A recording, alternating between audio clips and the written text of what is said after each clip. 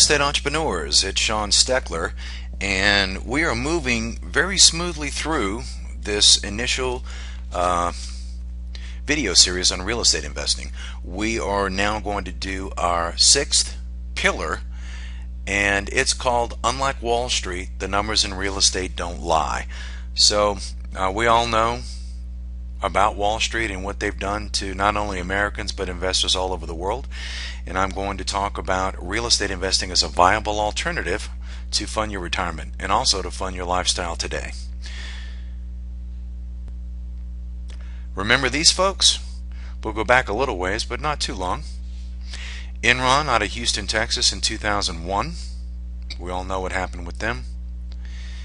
Artificially inflated their income by $11 billion. Also, Arthur Andersen was involved in this huge scandal. Many of the Enron employees lost everything because they were fully invested in the company stock. It's the only investment they have for their retirement. What about WorldCom out of Mississippi, 2002?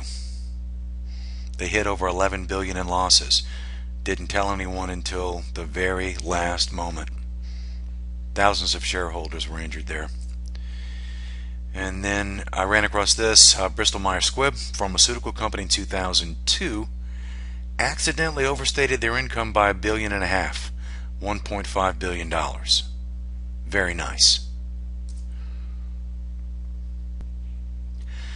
So I just wrote down a couple of ideas, and I call it the Wall Street Promise. It's just my opinion, but when you look at what Wall Street promises and what they offer to investors, here's what I've come up with.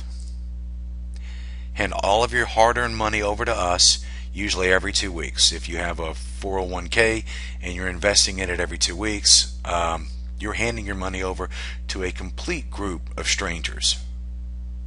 Don't worry, you're investing for the long run, even if the market crashes. All I have to do is go back to the fall of '08, where everyone on every financial show was telling all of the investors that to stay in the market for the long run, and so many, especially those that were close to retirement, were wiped out. And the final point I came up with is, even if we end up losing a lot of your money, we're still going to take out our fees and operating expenses.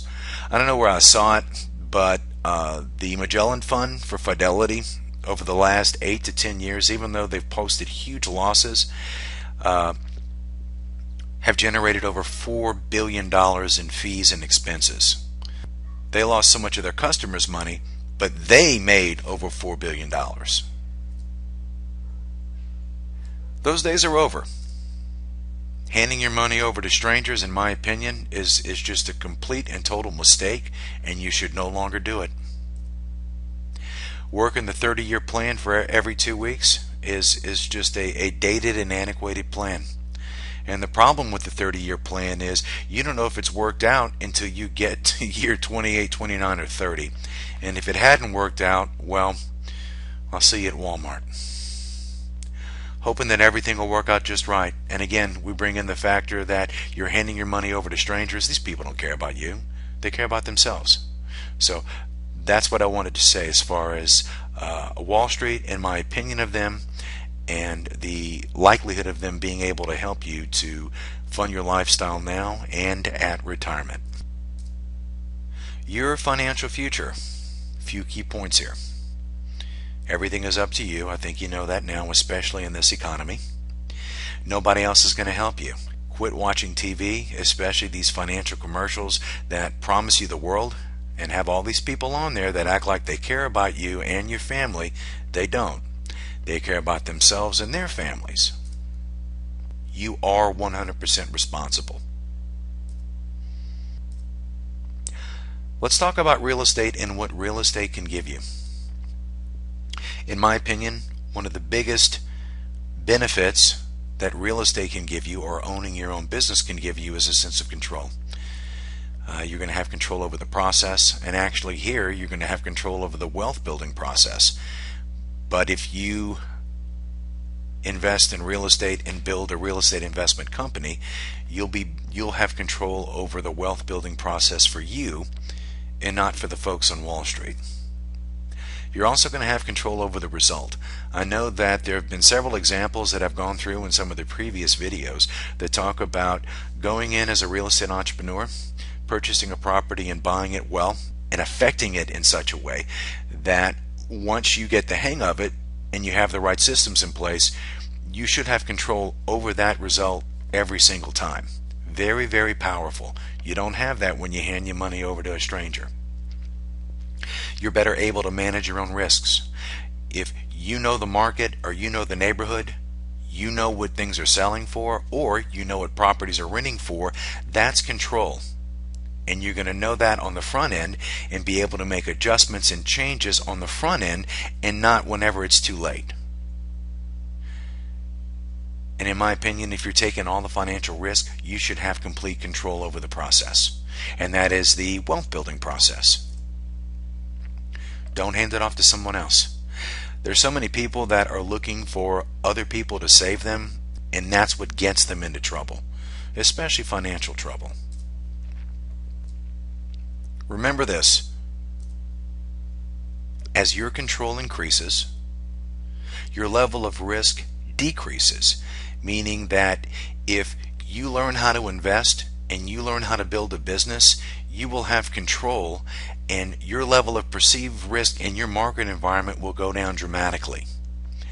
On the other hand, as your control decreases, your level of risk increases. And I have a very simple example. If you have ever been involved in a residential remodel or renovation where you have these licensed contractors that are asking you for money up front, think about it.